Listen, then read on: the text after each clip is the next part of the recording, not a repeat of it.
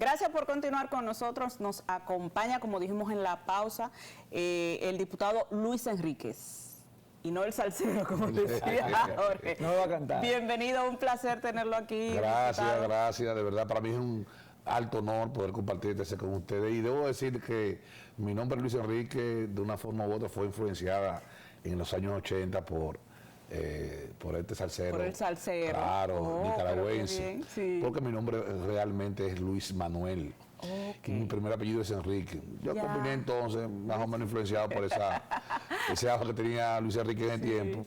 Lo incorporé entonces a un nombre político. Todo el que me conoce en la vida política me conoce como Luis Enrique. Ahora, el que me conoce de infancia y de mi familia me llama Luis Manuel. Muy bien.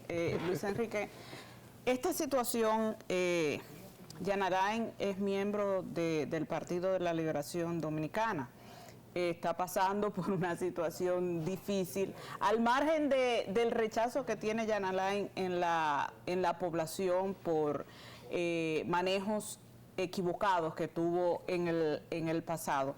Quisiéramos saber su opinión de la situación por la que él está atravesando en estos momentos. ¿Usted cree que, como él dice, es venganza? Mire, nosotros,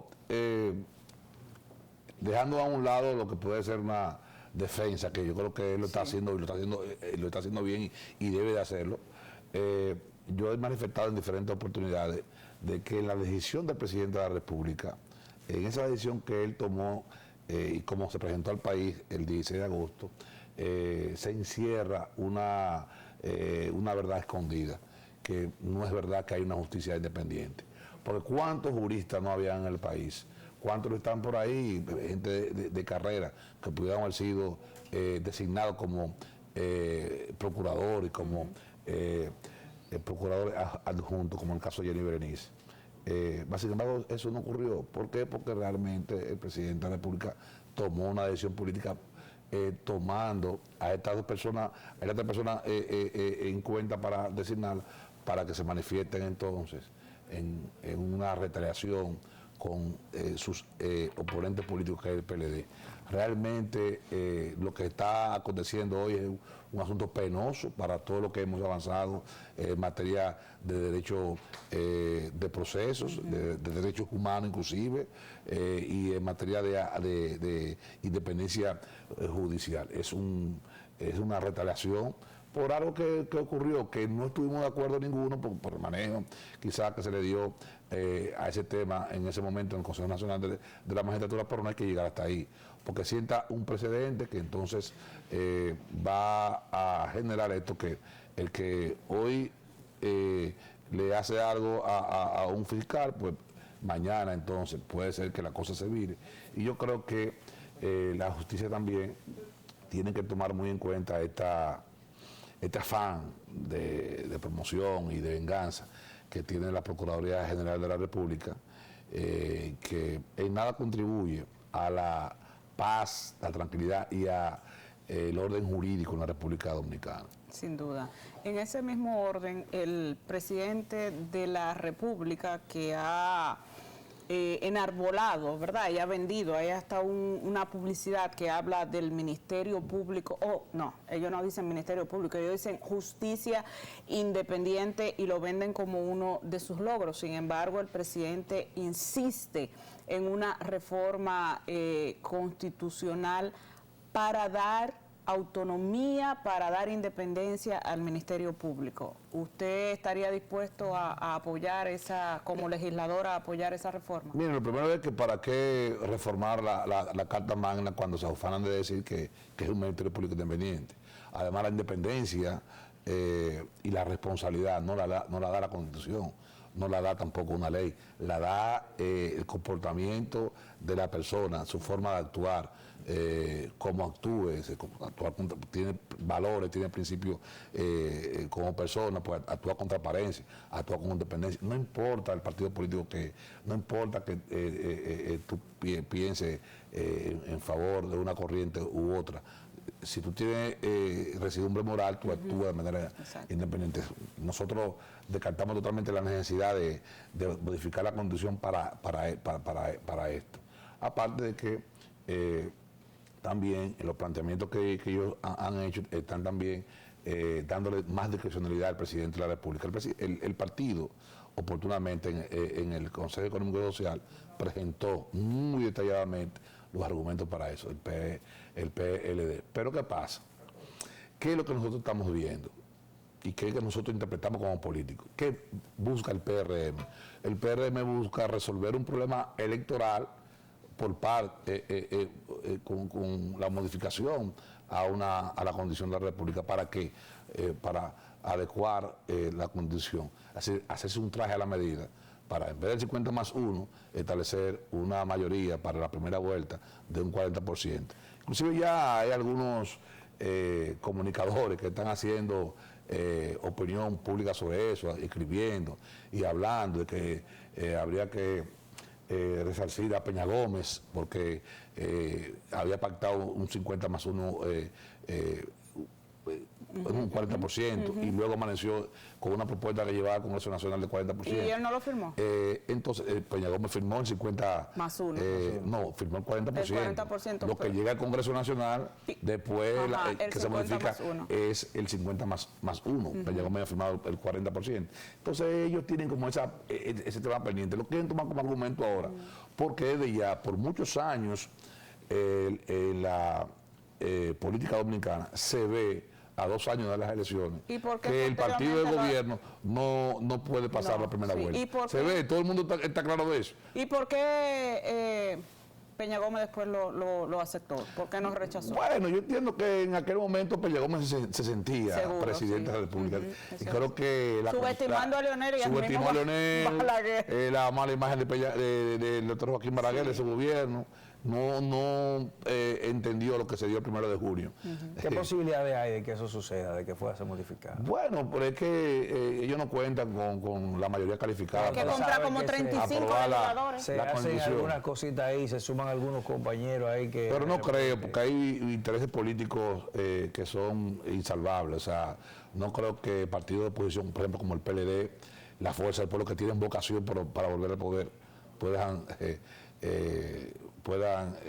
apoyar, primero como partido, y segundo, no creo que ninguno de los 70 y pico de legisladores que conforman estos partidos políticos puedan acceder a cualquier tipo de tratativa para violar la norma de su partido, la línea partidaria. En el Congreso de la República se discute un proyecto de ley que busca eliminar los aranceles a las importaciones de productos de primera necesidad enviado por el Poder Ejecutivo. El sector productivo nacional ha rechazado dicho proyecto por entender que les va a afectar, que que es una competencia quizás desleal. Ustedes como partido, ¿qué posición tienen en ese sentido? Bueno, el proyecto ya está en agenda para ser discutido en el día de hoy. Sí, porque se dio una opinión favorable. No, y hay un interés del PR, hay un interés del oficialismo, del gobierno, de apoyarlo. O sea, eso se sometió la semana pasada a la comisión especial, se aprobó el informe y ya hoy está en agenda. Nosotros con este proyecto lo que vemos es lo que reiteradamente el gobierno está demostrándonos, que es un gobierno... Ellos tienen la mayoría, o sea que eso va a pasar. No, y que es un gobierno incoherente en sus políticas públicas, porque el presidente de la República, el pasado 27 de febrero, le dijo al país y a los legisladores que estábamos ahí sentados en representación del pueblo en la Asamblea Nacional, de que una de las bondades de este gobierno es que había mantenido la cadena alimenticia asegurada por la sobreproducción que hay, que el campo ha recibido un gran apoyo del gobierno y que el campo estaba garantizando el abastecimiento de los productos de primera necesidad. Entonces, más sin embargo, 15 días después, presenta entonces el Congreso Nacional una propuesta de eliminación de aranceles por 6 meses que sin duda alguna abre la frontera para traer importaciones que es un contrasentido a lo que ya había dicho el 27 de febrero, pero que además nosotros consideramos que tú no puedes desatender las políticas agropecuarias que tú estás llevando a cabo, que sí te genera un valor agregado de empleo, dinamismo comercial y abrir las importaciones. Entonces, incoherencia por un lado, en política pública contradicción, pero además también vemos una reiteración en complacer a sectores empresariales que están ligados al gobierno para pagar favores políticos. ¿Eso en desmedro de qué? Bueno, en desmedro de que las provincias, por ejemplo, como Moca, como Salcedo, que su economía depende, por ejemplo, de la producción del huevo y del pollo, bueno, pues entonces, al tener estas competencias desleales promovidas por el gobierno, entonces, ¿qué va a pasar con los habitantes de esta población que dependen de esta producción? Prácticamente se van a la quiebra y por lo tanto va a colapsar esa economía y la gente va entonces a recibir eso transferido en precios. Hemos visto que no, el PRM prometió que iba a bajar los precios tan pronto llegaran al gobierno, lo prometió en pandemia, mas sin embargo la gente cuando va al colmado ve los precios cada día más caros. Yo creo que la sensatez, el interés social de los legisladores del PRM tiene que sobreponerse a la línea partidaria y entender que en el día de hoy, si aprueban ese proyecto, van a lacerar y van a hacer sucumbir el aparato productivo nacional y, por tanto, también a la economía de sus provincias, a estos productores, a estos legisladores, por ejemplo, de la provincia del país, que por ejemplo viven de la producción del grano aquí en el sur, o lo del este, por ejemplo, que sus provincias viven de la economía que brinda la producción, por ejemplo, de carne, y allá, por ejemplo, en el Ciudad Central, con el ajo. Entonces, yo creo que hoy la raya será trazada entre aquellos que apuestan al caos económico con la apertura de las exportaciones. ¿Está en agenda para hoy? Sí, está en agenda para hoy. Y aquellos que vamos a apostar por apoyar lo nacional, por apoyar a nuestros productores y por apoyar a lo nacional. Inclusive yo por eso ando vestido así de dominicano. Sí, porque siento que hoy habrá que defender la patria. Porque de eso se trata, o sea, yo creo que hay que apostar a lo nacional, nosotros no podemos... Ese fue el discurso de Biden precisamente en uno de los temas que trató al margen de la guerra, a principios de marzo sobre el Estado de Nación. Apostar a lo nacional, fortalecer lo nuestro. Claro. Y él decía también, llamaba a los norteamericanos a consumirlo. Claro, porque ¿qué pasó, por ejemplo? Lo vimos ahora en la pandemia. Imagínense, por ejemplo, todos los países con el tema del cierre del comercio. Exacto. Y de la importación. Todo el mundo desabastecido. ¿A qué tuvo que apelar? La gente tuvo que apelar a su producción nacional. Exactamente. Entonces nosotros le debemos mucho al productor nacional. El productor nacional nos garantizó, en medio de una pandemia, nos garantizó una cadena alimenticia sin ningún tipo de problema. ¿Por qué maltratarlo ahora? ¿Por qué obviarlo ahora? Los comedores económicos de la República Dominicana se crearon en el 1942, cuando la Segunda Guerra Mundial, que no había importaciones. Se produjo una hambruna en la República Dominicana y ¿qué tuvo que hacer Trujillo? ¿Acudir a quién?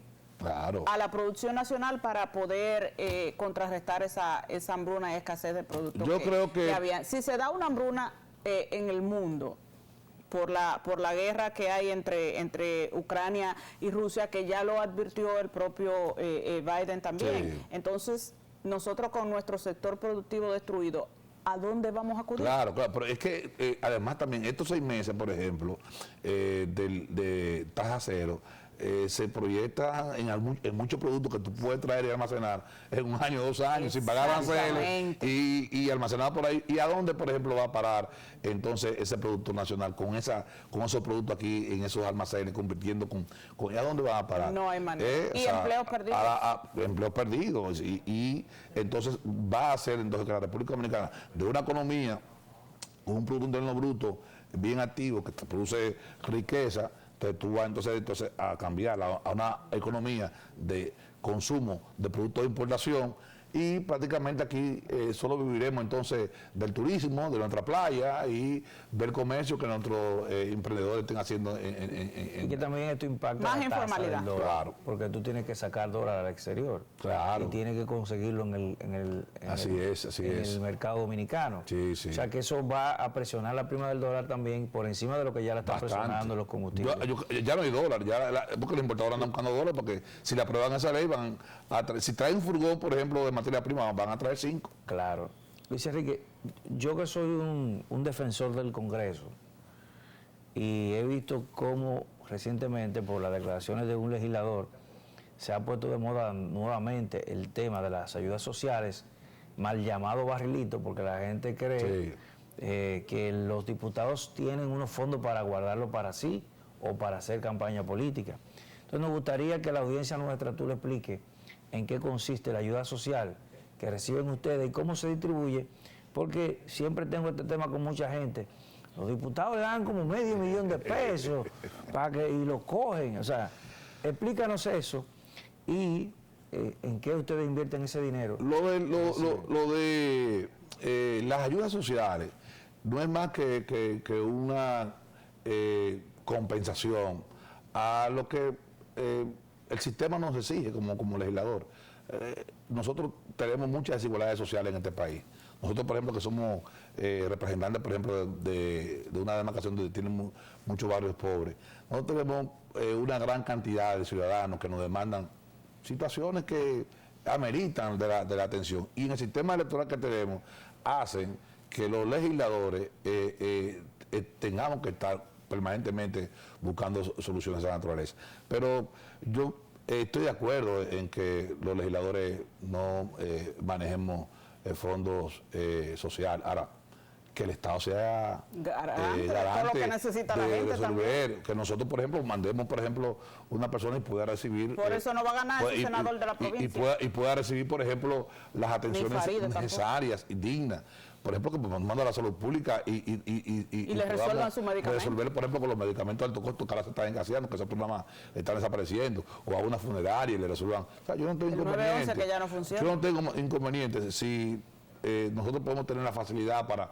Porque como representantes de esa comunidad tenemos que atender a sus reclamos y a sus necesidades, porque tenemos que ser solidarios con los... Ahora bien, ¿cuántas exenciones, exoneraciones y concesiones no reciben aquí muchos sectores en la República Dominicana? Y se traduce en ayudas sociales. No, la gente critica porque lo han promovido muy mal, pero a la hora de evaluar quién es la persona que está más cerca de él, te va a decir quién, el político. Al fin y al cabo, ¿quién está? El regidor, el que acude el diputado. Aquí mucha gente vive la riqueza de este país, empresarios, qué bien que lo hagan, y incentivamos la libre empresa, pero no tienen compromiso social con nadie, no les interesa nada, se van de fin de semana por Punta Cana. Yo he tenido que suspender a veces viajes por quedarme para ir a una inauguración de un torneo, porque mi presencia allí es necesaria para promover el deporte en Villafaro, por ejemplo, para ese sector. O tengo que suspender, por ejemplo, un viaje y venir porque murió alguien y debo ir a atender y estar ahí. O debo tomar el teléfono a las 2 de la mañana.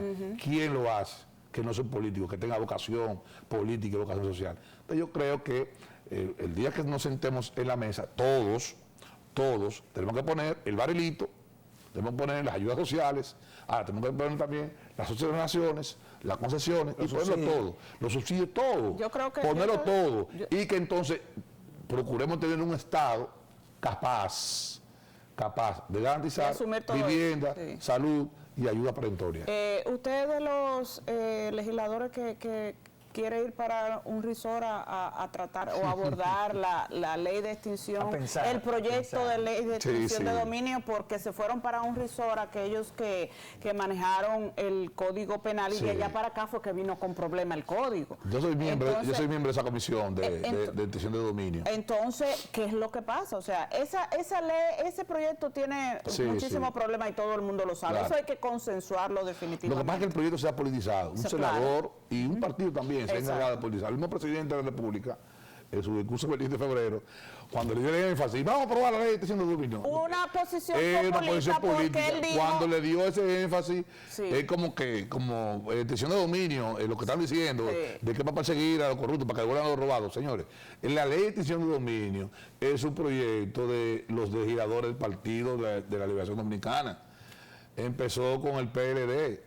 En los congresos del Pero PLD, el presidente nunca prometió que el nunca se año aprobó. pasado, antes de finalizar el año, íbamos a tener un código penal, y mire por dónde va el bendito código Claro, penal. pero es una ley de extinción de dominio para extender el dominio, por ejemplo, a los narcotraficantes, Sí. a lo que hacen trata de personas, al crimen organizado en sentido general, y también a los funcionarios. los de corrupción administrativa, pero además también a los empresarios que van A los empresarios que no está están de ahí, acuerdo con que esa está ahí ley. también, porque Que aquí hay no mucha están de gente que acuerdo. se ha hecho rica con el dinero del Estado evadiendo impuestos y son honorables.